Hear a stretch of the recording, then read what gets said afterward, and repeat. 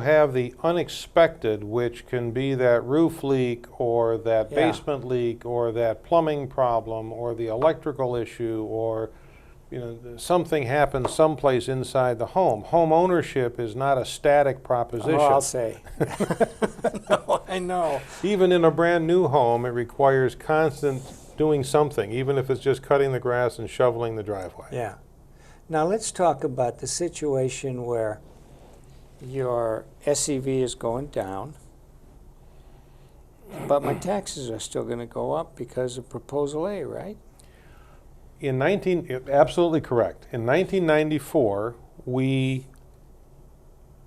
tried to provide relief to the citizens of the state of Michigan so that they didn't have to pay the huge increases that some homeowners were seeing in their property taxes. Because values are going up. Because values were increasing at a huge pace. I can recall back in the early 90s working with homeowners looking at 15 and 20% increases in their state equalized value, simply because that's what was happening to property values in their neighborhoods. The municipalities are pretty good about doing a study to try and determine what those values are. And they look back, they do a study, they take everything into account, they try to compare apples to apples and oranges to oranges. And they then make a decision as to what they think the increase is going to be, and that was what they used to do back in the before Proposal A.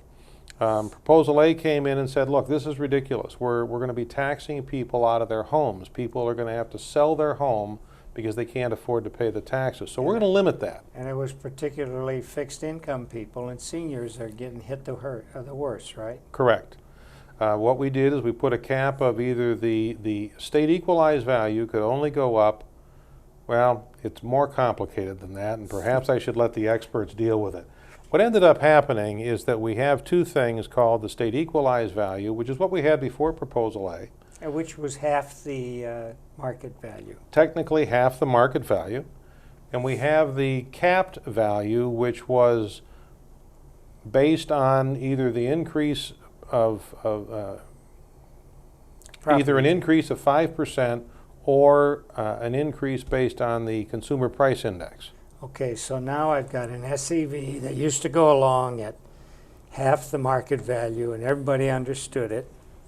And Proposal A said, well, this thing is going up too high, too fast, so we're going to put a cap underneath it as far as taxes are concerned, and it's going to be 5%, no more than 5%, or the rate of inflation. Whichever was less. Okay, so now I got a situation, and in every instance, the rate of inflation has been less, I believe. Correct. So now we have taxes going like this, and we have property values going like this, so the gap is getting bigger, right? If you look at the chart, if you look at the top chart here, the blue line represents your state equalized value, and you can see, if you go back to 1994, the two are that it started at a certain number, and it was identical to the capped value, but the state equalized value continued to increase based on this change that the assessors saw in the neighborhoods. And so the blue line gets this big bubble in it. Yeah. That was what we were trying to prevent people from having to pay taxes on. What we then did is allow them to pay taxes on that lower line, and if you stayed in your home for the entire time, the difference between your state equalized value and your capped value probably didn't get close to being the same again until last year or this year. So even though there was a huge decline in property value over the last 3 years, that property owner who's benefited by lower taxes all these years is now saying, how come my taxes are going up and my property values are going down? Right. And it's an interesting problem because we've had the benefit of Proposal A, which probably far exceeds the costs of Proposal A now. Yeah. All right, so now this gap is starting to go like this, but this is still going up because the CPI is going up. Absolutely. Now, that's so tough, and given this economy, that I was behind a bill called Senate Joint Resolution H. Yes. And what Resolution H said was that you're not going to pay more taxes than you did the year before. And there have been a number of ways that we've tried to deal with this whole issue of Proposition A. Your efforts are certainly appreciated, Senator Pappageorge, and we really do want to thank you for your concerns for the Michigan consumer, because this has been a huge problem for us. Sure. Whether or not we end up, or when we end up with a resolution, still remains to be seen, because obviously Joint Resolution H at this juncture has not gotten to a point where it's become law yet. No, it's in the House. And to be fair, and I understood it when I did it,